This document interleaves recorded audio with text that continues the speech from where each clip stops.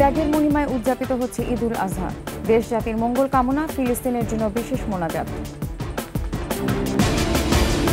রাষ্ট্রপতি ও প্রধানমন্ত্রীর ঈদের শুভেচ্ছা বিনিময়, হিংসা বিদ্বেষ ভুলে সম্প্রীতির বার্তা ছড়িয়ে দেওয়ার আহ্বান। টানা বৃষ্টি আর পাহাড়ি ঢলে ডুবেছে সিলেট সুনামগঞ্জের রাস্তাঘাট ও বসতবাড়ি, পানিবন্দী লক্ষাধিক মানুষ।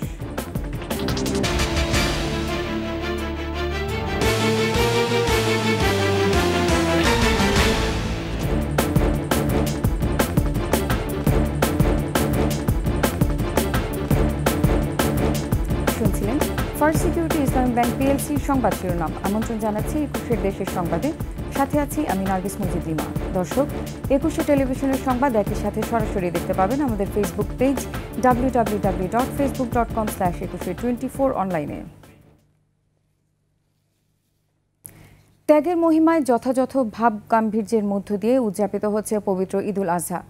জাতীয় ঈদগাহে ঈদের প্রধান জামাতে অংশ নেন রাষ্ট্রপতি মোহাম্মদ শাহাবুদ্দিন। ফিলিস্তিনের জন্য বিশেষ মোনাজাতের পাশাপাশি দেশ জাতির শান্তি কামনা ও সম্প্রীতির আহ্বান জানানো হয় ঈদের জামাত থেকে। মানিক শিকদারের রিপোর্ট।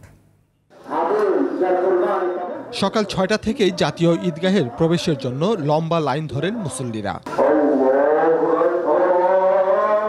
সকাল 7:30টায় শুরু হয় প্রধান জামাত। রাষ্ট্রপতি মোহাম্মদ শাহাবুদ্দিন, প্রধান বিচারপতি ওবায়দুল হাসান, মন্ত্রিপরিষদ সদস্য, হাইকোর্টের বিচারপতি, রাজনৈতিক নেতৃবৃন্দ সহ সর্বস্তরের মানুষ এই জামাতে অংশ নেন।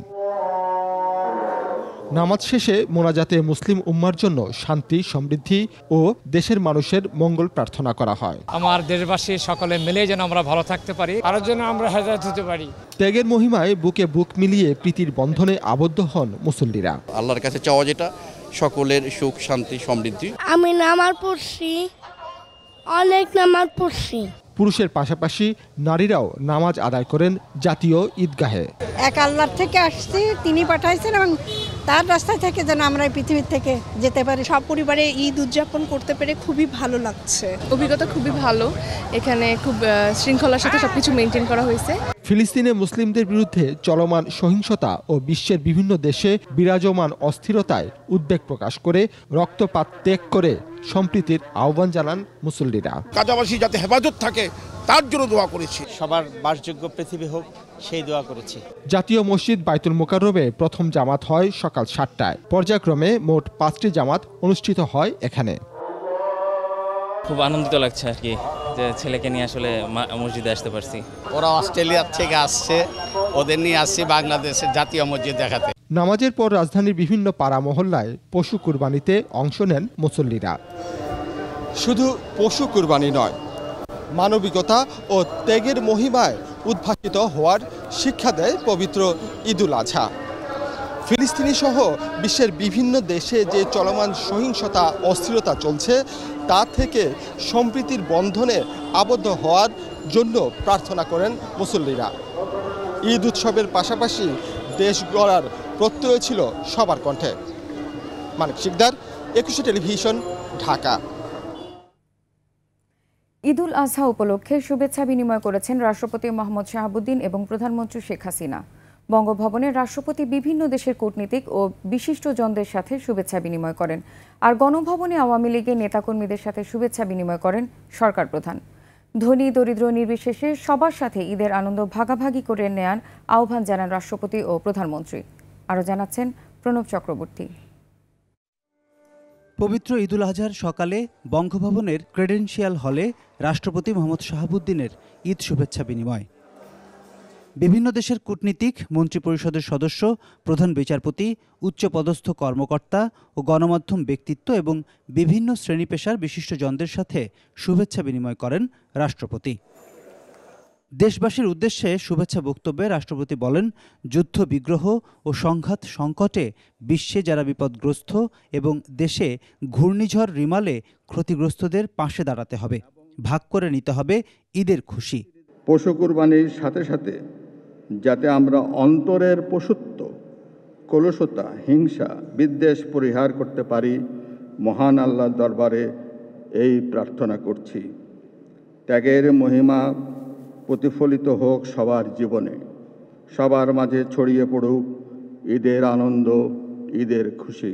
কোরবানির বর্জ্য যথাসময়ে অপসারণে দেশবাসীকে সহযোগিতার আহ্বান জানান রাষ্ট্রপ্রধান। পরিষ্কার পরিচ্ছন্নতা ঈমানের অঙ্গ।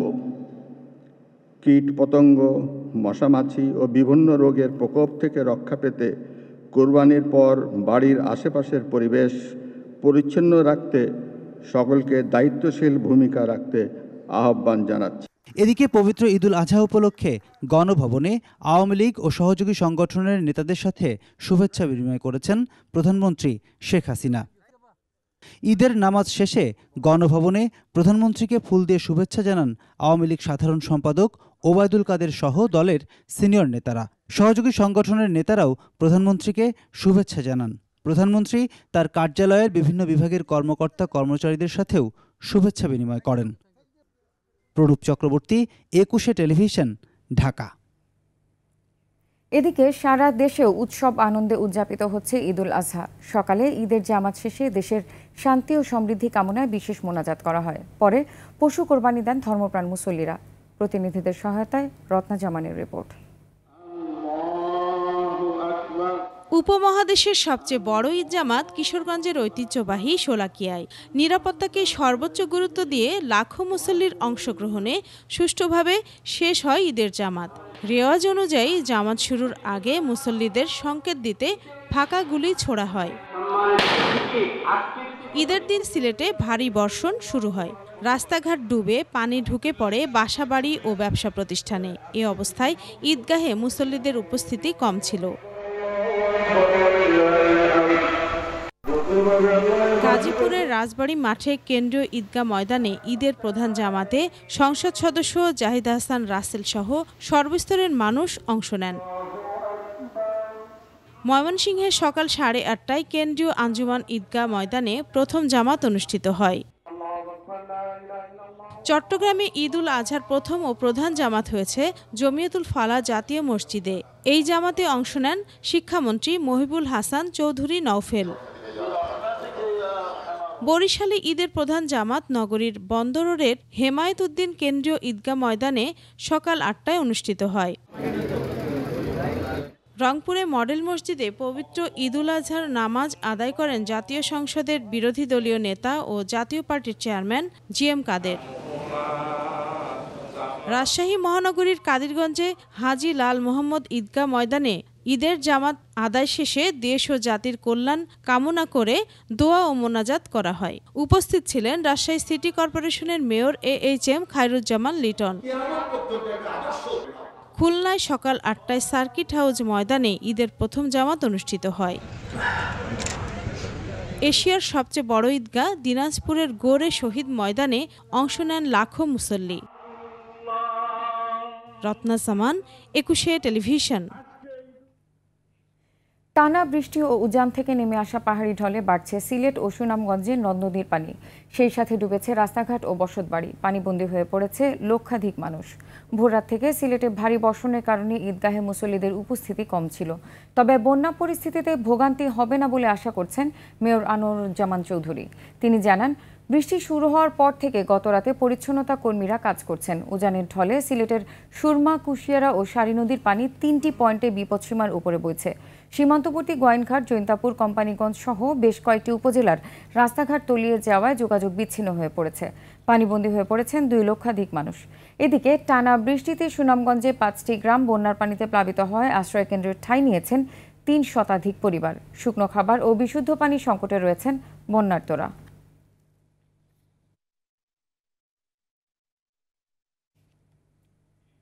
নিচ্ছি সংবাদ বিরতি। যখন ফিরছি তখন অন্যান্য খবরের সঙ্গে আরও যা থাকবে। পবিত্র ঈদুল আজহা উপলক্ষে বিজিবি ও বিএসএফ এর শুভেচ্ছা বিনিময়, সুসম্পর্ক বজায় রাখার প্রত্যাশা। আবার আমন্ত্রণ একুশের দেশের সংবাদে। পবিত্র ঈদুল আজহা উপলক্ষে জয়পুরহাটের 5 বিবির হাটখোলা সীমান্তে মিষ্টি উপহার দিয়ে ঈদের শুভেচ্ছা বিনিময় করেছে বিজিবি ও বিএসএফ। সীমান্তের শূন্য রেখায় বিজিবির হাটখোলা ক্যাম্প কমান্ডার সুবেদার অসীম মারাকা, বিএসএফ এর ভারতীয় Goyeshpur camp commander SI Bhim সিংকে মিষ্টি উপহার দেন। পরে ভারতের Chakgopal camp commander SI D Nitai নান্দাকে মিষ্টি উপহার দেওয়া হয়। বিজিবি ক্যাম্প কমান্ডার বলেন, সীমান্তে দুই বাহিনীর মধ্যে সৌহার্দ্য, সম্প্রীতি ও ভ্রাতৃত্ববোধ বজায় রাখতেই বিভিন্ন ধর্মীয় ও জাতীয় উৎসবে মিষ্টি ও ফুল উপহার দিয়ে শুভেচ্ছা বিনিময় করা হয়। এতে সীমান্তে উভয় বাহিনীর মাঝে সুসম্পর্ক বজায় থাকে বলেও জানান তারা।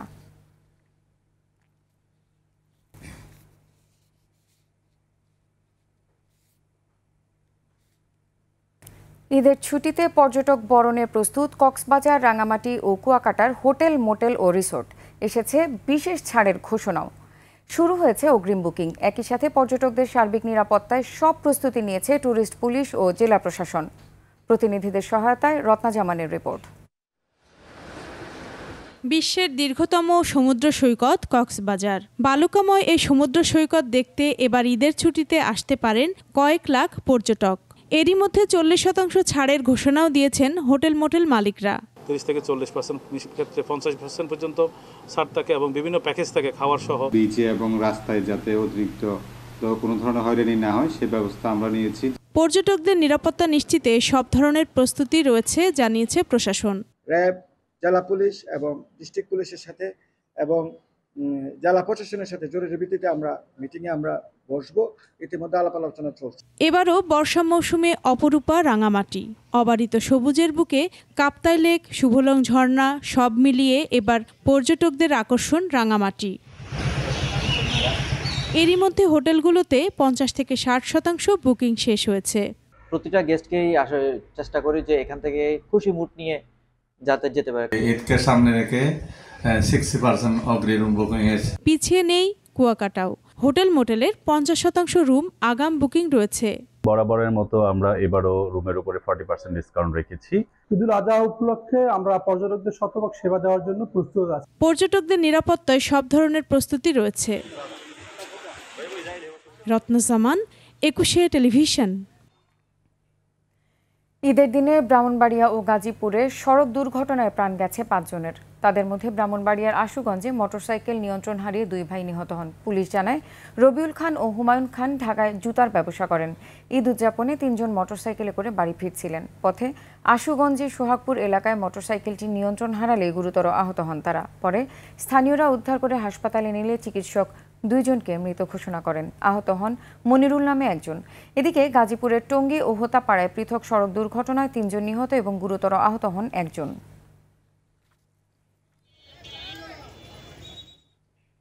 এবার চট্টগ্রাম সংবাদ।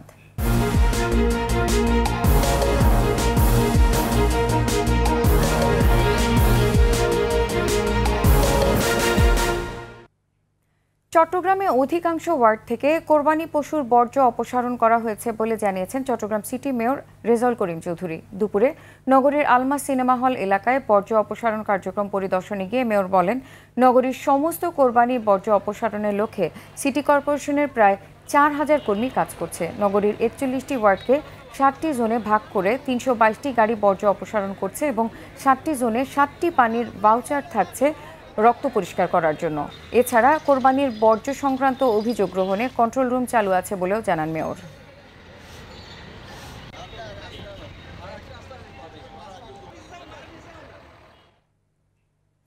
শেষ করছি 21 দেশের সংবাদ। যাবার আগে ফার্স্ট সিকিউরিটি ইসলাম ব্যাংক পিএলসির সংবাদ শিরোনামগুলো জানিয়ে দিব আরও একবার। ত্যাগের মহিমায় উদযাপিত হচ্ছে ঈদুল আজহা, দেশ জাতির মঙ্গল কামনা, ফিলিস্তিনের জন্য বিশেষ মোনাজাত। রাষ্ট্রপতি ও প্রধানমন্ত্রীর ঈদের শুভেচ্ছা বিনিময়, হিংসা বিদ্বেষ ভুলে সম্প্রীতির বার্তা ছড়িয়ে দেওয়ার আহ্বান। টানা বৃষ্টি আর পাহাড়ি ঢলে ডুবেছে সিলেট, সুনামগঞ্জের রাস্তাঘাট ও বসতবাড়ি, পানিবন্দী লক্ষাধিক মানুষ।